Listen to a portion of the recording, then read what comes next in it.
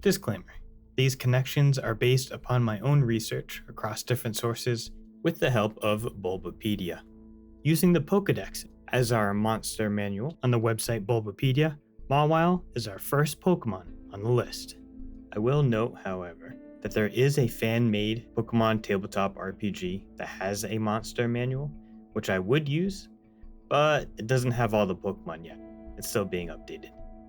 Standing at a height of 2 feet, or 0.6 meters, and weighing around 25.4 pounds, or 11.5 kilograms, Mawile may be inspired by the Fudakuchi Onna, or Two-Mouthed Woman, which is a yokai from Japanese myth and folklore.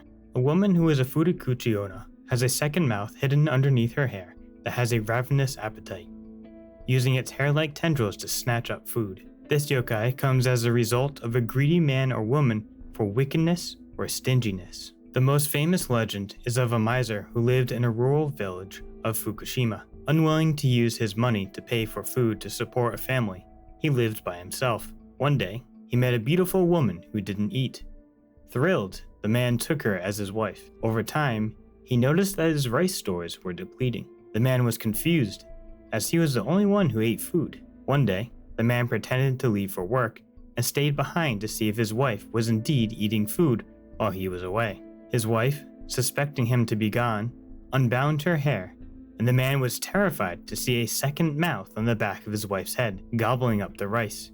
His wife was a Fudakuchi Onna. My favorite Pokédex entries are taken from Ultra Sun and Ultra Moon. Ultra Sun says, "A cunning and terrifying Pokémon. Its cuteness makes opponents let down their guard, and then it swallows them whole with its huge jaws." Ultra Moon says, "It has 2 mouths. The big jaws on the back of its head can't taste anything, so that's the mouth it uses to eat food it doesn't like." That's actually pretty cool. I'd feed it all the broccoli and spinach at once. Standing, or I guess floating in this case, at a height of 3 feet and 3 inches, or 1 meter, and weighing 238.1 pounds, or 1.8 kilograms, Spiritomb is said to be the union of 108 mischievous spirits that were bound to a keystone for 500 years. Spiritomb may be inspired from a few different ideas, or a combination of all of them. In Japanese folklore, a yurei, and more specifically, a jabakure, is a spirit that is bound to a specific place or situation, unable to fully transition from the physical world to join its ancestors. This could be from a murder, suicide, or something left undone during the person's lifetime. The jabakure will remain to haunt an area until it is laid to rest through ritual or if the conflict is resolved. From Norwegian folklore, inspiration could have been taken from the Deildagast. A person becomes Deildagast upon death when an owner moves a boundary stone to enlarge their own border. The Deildagast is forced to haunt the area around the stone until the stone is moved back into its original place. This is extremely difficult, however, as the stone will keep slipping out of the Deildagast's hand. Spiritomb could also be inspired by Buddhist tradition performed on New Year's Eve in Japan called Joya no Kane, where a bell, or bancho, is struck 108 times at midnight. The exact origin of 108 is unclear, but it could be the chasing away of the 108 sins known as Banu. The spirit wisps circling the face of Spiritomb also look a lot like prayer beads. Lastly, Spiritomb could be inspired by Shuhusuan, or Water Margin Outlaws of the Marsh, or All Men Are Brothers, which is a Chinese classic coming from the Ming Dynasty. In it, a foolish army marshal orders his men to remove a stone monument that was guarded by monks. In doing so, they released 108 demons. Looking at the Pokédex entry from Pokemon Diamond, we read, "A Pokemon that was formed by 108 spirits, it is bound to a fissure in an odd keystone."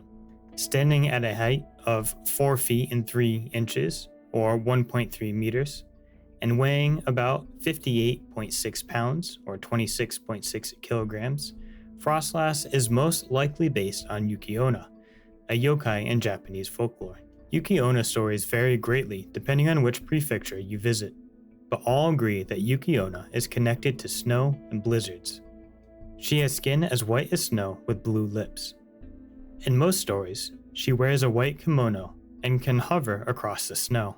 One of the most famous legends is taken from Kwaidan, Stories and Studies of Strange Things by Lafcadio Hearn, which he heard from a farmer in Musashi Province. The legend goes like this. In the village of Musashi Province, there lived two woodcutters, Musaku and his apprentice, Minokichi. Musaku was an old man, and Minokichi was a young man of 18 years. One evening, on their way home from cutting wood, a great blizzard overtook them. Having reached a river that they usually crossed by boat, they found that the ferryman's house was empty and decided to take shelter against the storm. That night, while they were both asleep, a woman entered the house and stooped over Musaku.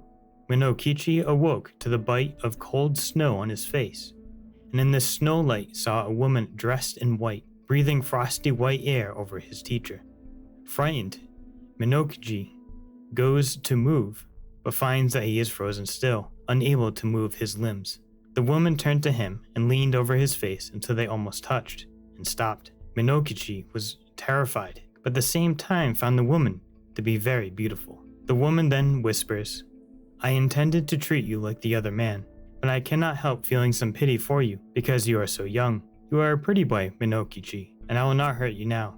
But if you ever tell anybody, even your own mother, about what you have seen this night, I shall know it, and then I will kill you. Remember what I say." And then she disappears through the door and out into the snowy night. Able to move again, Minokichi leaps up and peers through the night, but fails to see the woman. Minokichi closes the door against the blizzard and turns to find that his master is frozen to death. The next morning, after the blizzard had passed, the ferryman found the two men and quickly cared for Minokichi. Frightened and ill, Minokichi kept the tale to himself and told no one, not even his mother. Once his health recovered, he went back to cutting wood, just as he used to. A year later, on his way home, he met a young, beautiful woman traveling the same way as him, named Oyuki. Not much of a name changer, that one was. The two fell in love and married, having 10 children together. Helpful and kind, the village adored her and were amazed that Oyuki never seemed to age. That should have been a red flag right there. One night, when the children were asleep, Minokichi was watching his wife sew by the light of a paper lamp. Noticing how she looked as beautiful as the woman he saw that frightful night, he retold the story of her when prompted. Rising in anger, Oyuki yells at Minokichi, saying, "It was I, Yuki it was. And I told you then that I would kill you if you ever said one word about it. But for those children asleep there, I would kill you this moment. Now you had better take very, very good care of them, for if ever they have reason to complain of you, I will treat you as you deserve." Then she screamed, turned into a white mist, and disappeared, never to be seen again. Request 82, Traces of a Lost Village in Pokémon Legends Arceus, tasks trainers to investigate an old village in the Alabaster Icelands. In it, the trainer fights a Froslass and recovers an old journal. When read, it seems to make references to this legend and how the writer fell in love with a woman that seemed like a fairy tale. When he spoke of something, she disappeared, leaving behind only snow. I linked the old journal in the description below if you want to check it out for yourself. Looking at the Pokédex entries, we see 3 of importance relating to folklore. From Pokémon Ultra Sun, it freezes hikers who have come to climb snowy mountains and carries them back to its home. It only goes after men it thinks are handsome. Reading from Pokémon Ultra Moon, it's said that on nights of terrible blizzards, it comes down to human settlements. If you hear it knocking at your door, do not open it. And lastly, in Pokémon Scarlet, when it finds humans or Pokémon it likes, it freezes them and takes them to its chilly den where they become decorations. Standing at a height of 3 feet and 3 inches, or 1 meter, and weighing in around 71.4 pounds or 32.4 kilograms, Drowzee is a mixture of the Malaysian tapir and the creature from Japanese mythology known as the Baku. In fact, Baku means both the animal and the mythical creature in the Japanese language and shares the same kanji. It is thought that the idea of the Baku originated in Chinese mythology. The Chinese Mo was a chimera consisting of a bear's body, an elephant's trunk, a tiger's paws, an oxen tail, and rhinoceros ears or eyes. If you were able to kill a Mo, its hide could be used to scare away evil spirits. The Baku came into Japanese legends during the Muromachi period, around the 14th to 15th centuries. Legends say it was made up of leftover parts from the other animals the gods had created. Baku became a dream eater, capable of eating dreams, gobbling up nightmares for a restful sleep. When needed, a person would repeat the phrase, "Baku-san, come eat my dream," 3 times. Summoning the Baku wasn't without risk, however, as a Baku could also eat dreams of aspiration and hope if it was too hungry. Over time, it became common practice to embroider the kanji on pillows and blankets, as well as to have small Baku talismans on the bedside to keep away bad dreams. More recently, Baku has appeared in anime like Danzo's Summon in Naruto.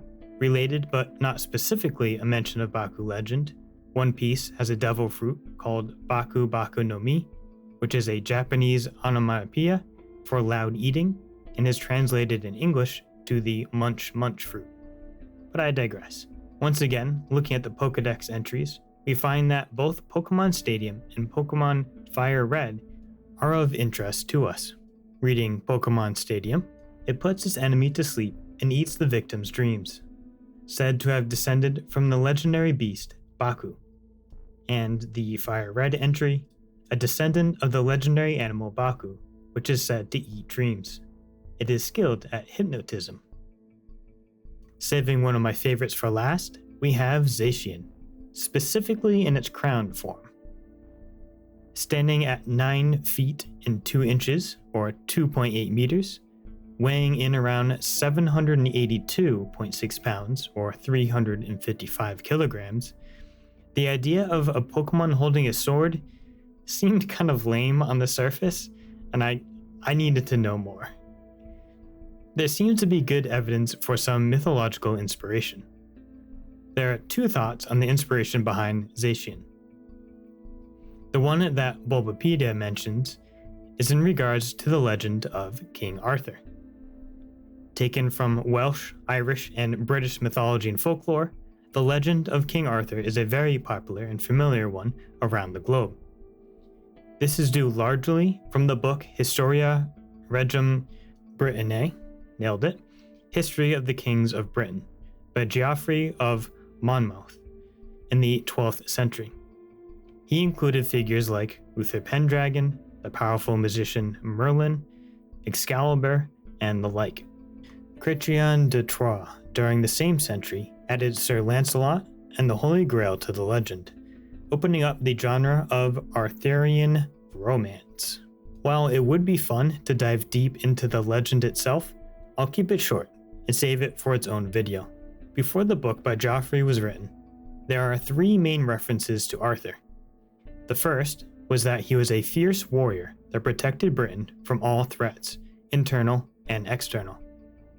These threats range from humans to monsters. The second is that Arthur and a group of warriors roamed the land in defense of it, similar to the Gaelic tradition of Fionn mac Cumhaill. The third is Arthur's exploits into the otherworld of Annwn in both Welsh and Irish mythology. The 2 forms of Zacian, hero of many battles, and then crowned sword, might help us with this thought. More concrete evidence is an event for Pokemon Sword and Shield where you could get a shiny Zamazenta and or Zacian. In the Wonder card for the shiny variants, Zamazenta's original trainer is Arthur, and Zacian's original trainer is Lancer, possibly short for Sir Lancelot. Lastly, in the Sword Pokédex entry for Zamazenta, it says, "In times past, it worked together with a king of the people to save the Galar region. It absorbs metal that it then uses in battle.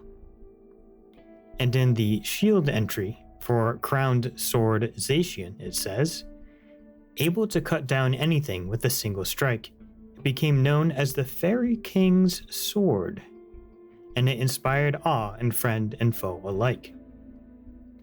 The Fairy King, Oberon, in one French heroic song, is said to be the child of none other than Morgan Le Fay and Julius Caesar. The other thought I had, which doesn't have much evidence as for the inspiration of Zacian, but I thought was a cool connection and a possibility, is the Yazi from Chinese mythology. The Yazi is said to be the second son among the 9 sons of the dragon, first mentioned by Lu Rong in the Ming Dynasty. It is described as having a dragon's head and a jackal's body, holding a sword in its mouth. The Yazi was a fierce warrior, punishing evil and seeking vengeance. The literal meaning of the word Yazi, ya, means narrow, intense glare, and Yazi, meaning corner of the eye. Combining them together means an angry look or glare. Symbolically, Yazi is often associated with courage, fierceness, and justice or vengeance, and is associated with weapons, most notably the sword. The image of Yazi was engraved on many sword hilts and scabbard rings. I hope everyone enjoyed that historical look behind the inspiration of the world of Pokemon as much as I did. It was a lot of fun looking at that. Like and subscribe if you are inclined to do so. Be appreciated, but no worries if not, and I will see you all in the next one.